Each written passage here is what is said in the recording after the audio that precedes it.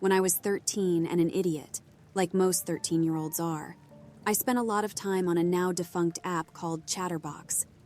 It operated a lot like a more clunky version of Discord, where you could chat with strangers online either through community groups or private messages. For context, I should mention that I was a bit of a troubled teenager. I grew up in a dysfunctional household with largely absent parents, and I was bullied pretty severely all throughout middle school. I found solace in one particular Chatterbox community called Teens X Fashion, which, as I'm sure you can guess, was a place to discuss fashion and aesthetic trends of the mid-2010s. It was supposed to be a place for people aged 13, 18, but now that I'm older and wiser, I'm pretty sure that 90% of the people I met on that server were much older guys. Through the server, I met a 17-year-old guy named Jack. I don't remember his Chatterbox username, but I remember him being a kind and charismatic presence in our community. We talked almost every day for 2 years, and he quickly became my #1 confidant. From the time I entered high school at age 14, the bullying got worse, as did my home situation, and though I was never diagnosed by a professional, I'm pretty sure I was depressed. I began having some suicidal thoughts, and when I told Jack about them, he seemed sympathetic. I don't blame you. This world is such a shit show. I think about ending things sometimes too. I was pleased that he, unlike my school guidance counselor and the few other people I'd told about my thoughts, didn't just brush them off and promise me things would get better. I found myself oddly charmed by his candidness. "You're still pretty young." He texted me once, "Maybe wait a year or so. Give life another try. If it hasn't gotten any better by then, let's talk some more." I took his advice and waited for things to get better, but I saw no light at the end of the tunnel. By the time I was 15, I dropped out of high school. I barely left my room, and I was having trouble performing basic tasks like brushing my teeth. When I told Jack about my state, he said, "Honestly, I haven't been doing well either. I bought some cyanide pills a few months back, just waiting for the right time." I was surprised to hear this. Jack had always seemed like a pretty happy-go-lucky guy. After thinking about what he said for a few weeks and doing some research on the pills he mentioned, I asked if I could buy a few from him, just in case, and he agreed. I suggested he ship them to me, but after some discussion, I was shocked to learn that we both lived in the same state. I didn't want to give him my home address, the only intelligent thought I had throughout this whole ordeal, and so we agreed to meet in a public place, a coffee shop about an hour away from where I lived. A few weeks later, our agreed-upon meeting date rolled around, and I took the bus to the coffee shop. I had the selfies he'd posted to Teens X Fashion as a reference, but when I entered the shop and looked around, I didn't see anyone who vaguely resembled the pictures. I walked around, figuring he must be late, before I heard someone shout my name from the corner table. I looked at the man who'd called out to me. It had to be Jack.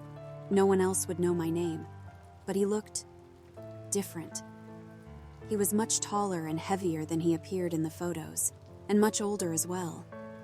It was difficult to tell what age he was exactly, but he certainly wasn't 19. I walked over and asked his name, and he gave me both the name Jack and his Chatterbox handle. He gave me a friendly smile as I sat across from him. He wasn't a bad-looking guy, and he seemed to have put a lot of effort into his appearance for our meeting, but I was thrown off by the discrepancy between how old he was supposed to be and how old he appeared. Before we'd said much to one another, a barista came over to take our order, which in retrospect was unusual for a coffee shop. The barista's name was Lydia, and she was this petite blonde lady, probably 21 at most. She took our order and then left us for a very awkward, stilted conversation. I didn't know what to say.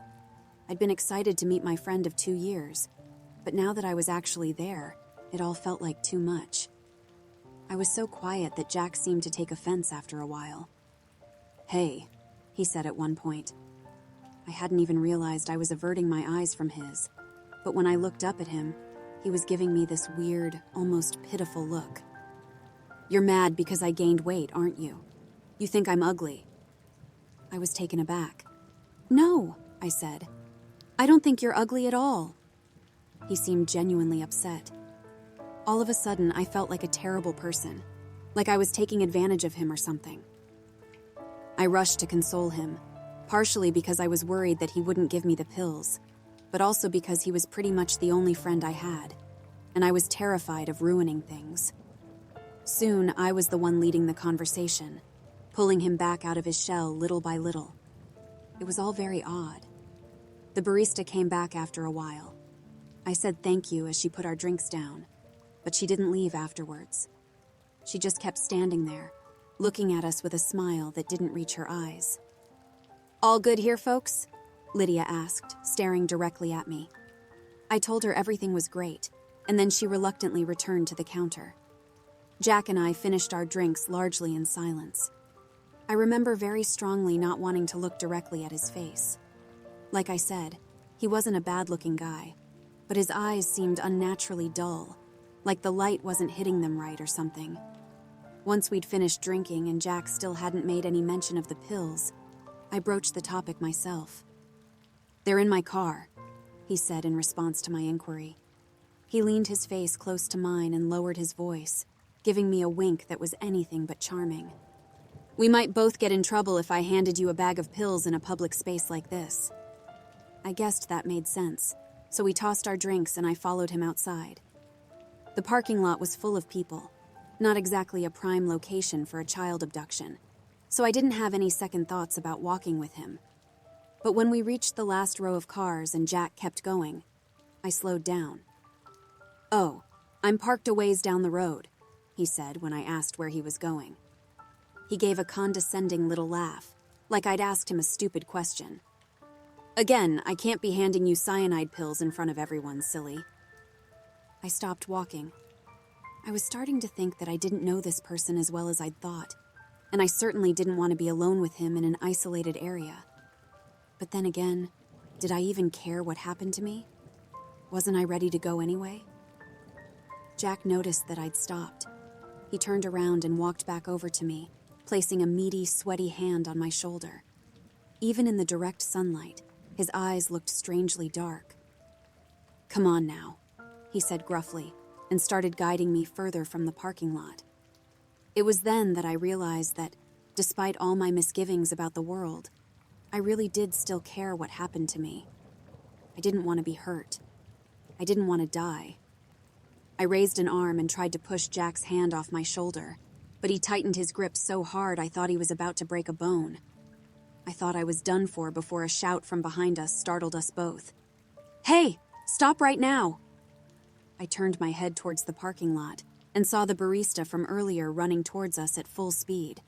"You stop right there!" Now this woman was maybe 4'11", and I'm pretty sure Jack could have picked her up and thrown her like a football if he wanted to. But her voice was loud and strong, and as she yelled out, she attracted a lot of attention. As soon as he realized we'd been spotted, he let go of my shoulder and made a run for it. Lydia came to a stop next to me, taking my hand and gently guiding me back towards the group of witnesses in the parking lot. Once we'd made it to safety, she called the police, who arrived quickly to take our statements. However, after listening to my whole story, they ended up taking me to the station for questioning. Lydia came along with me, which made me feel a lot better. To make a long story short, the man I'd met up with was not a 19-year-old named Jack, but a 38-year-old named John Davis Harrison, who the police were able to identify from photos Lydia had taken at the coffee shop. He was arrested the following day after police found the skeletal remains of 2 women and 1 man stuffed between the mattress and the box springs of his bed. Harrison admitted to luring his victims, all of whom had confided their suicidal thoughts in him, with the promise of a quick death via cyanide pills. In reality, the slow, painful deaths his victims endured at his hands were etched into their bones. The whole ordeal was the wake-up call of the century for me. In the aftermath, I went back to high school and started to really apply myself in class. I graduated a year late, but I also graduated with really high marks. I started seeing an awesome therapist at age 16, and thanks to him and a few counselors at my school, I transitioned into a foster family that is now my adoptive family. I actually enjoy living these days, and despite the title of this post, I have not a murderer, but one brave barista to thank for my life now. We still keep in touch, and I'm happy to report that she's doing well too. Thanks, Lydia, for looking out for a clueless kid who didn't know what they were getting themselves into. Now that I'm older and wiser, I promise to do the same.